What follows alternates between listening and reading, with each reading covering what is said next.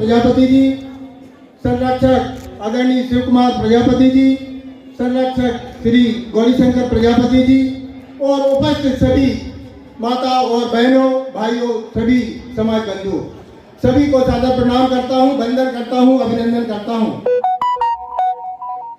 आपने देखा होगा कि समाज के अंदर जो मध्य प्रदेश शासन द्वारा कुमारगढ़ा के लिए जो भूमि आरक्षित की गई थी, उसको धनाढ्य लोगों ने कब्जा कर लिया है।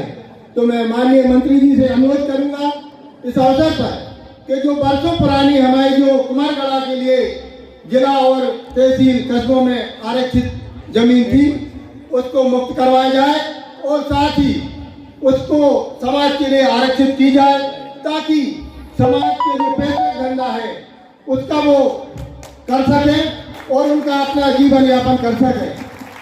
साथ ही माननीय मंत्री जी से एक और अनुरोध है समाज की ओर से कि 2005 और 2009 में मध्य प्रदेश शासन द्वारा मध्य प्रदेश विधानसभा में संकल्प पारित हुआ था कि पूरे मध्य प्रदेश में अनुसूचित जाति में समाज को शामिल किया जाए।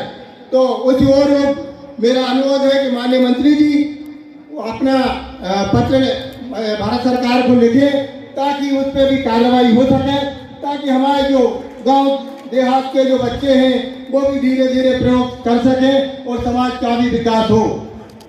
साथ ही एक और हमारा जो जरूरी महत्वपूर्ण काम है, हमने समाज के सहयोग से ग्राम एमलिया में 10,000 स्क्वायर फीट जमीन क्रय की गई है।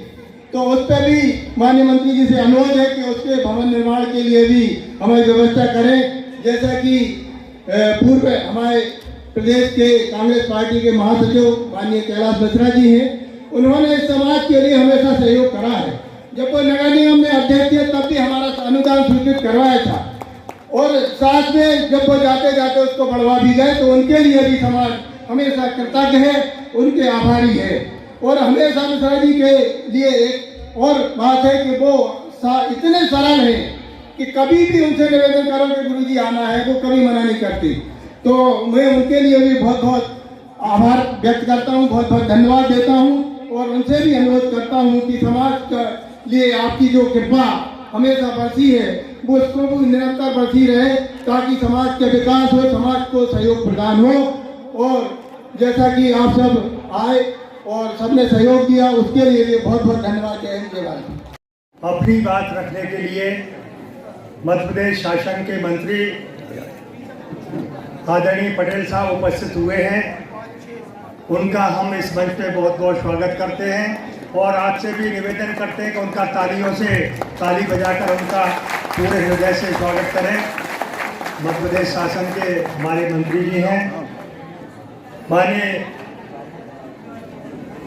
समाज के प्रजापति समाज के अध्यक्ष ठाकुरदास प्रजापति जी, मंच पे विराजमान सभी हमारे अतिथिगण और इस सभागृह में उपस्थित आदरणीय देवियों सज्जनों, आदर्श प्रजापति समाज के द्वारा ये परिचय सम्मेलन बच्चे और बच्चियों का वर्षों से होता आ रहा है,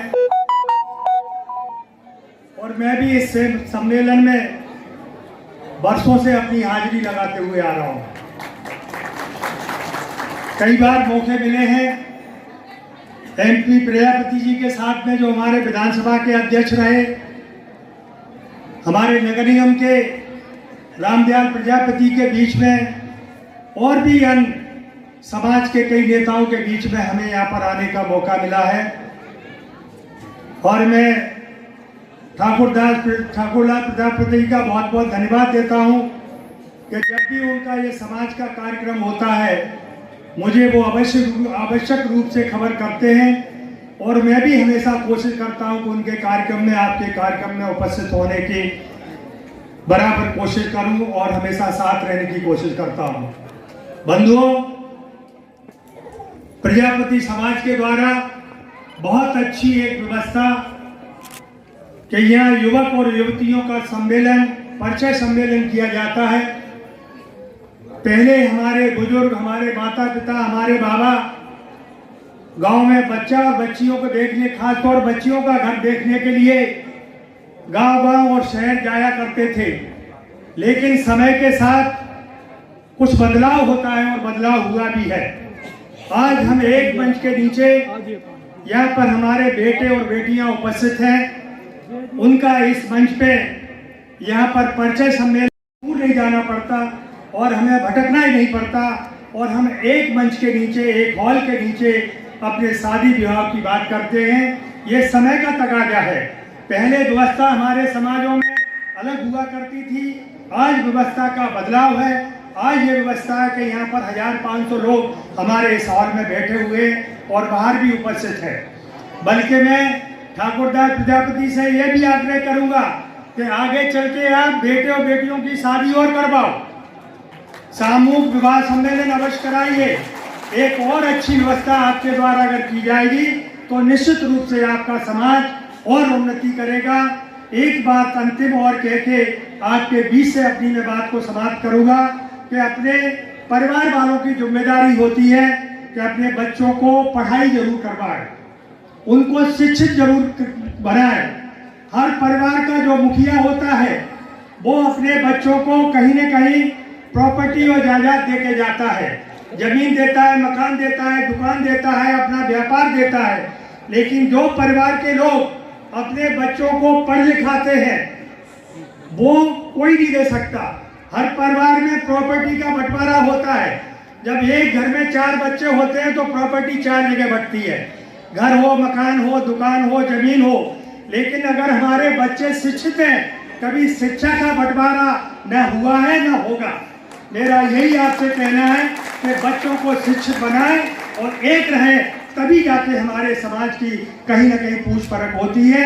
आज समय का यही तकाजा है।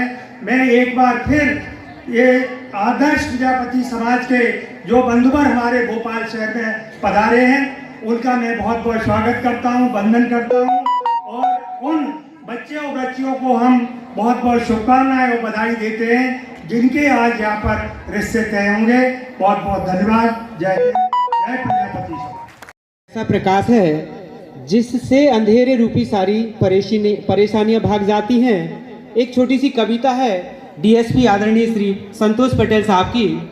जंगल में गाय भैंस बकरी चरा रहे होते, जंगल में गाय भैंस बकरी चरा रहे होते, गालों में तंबाकू गुटखा दबा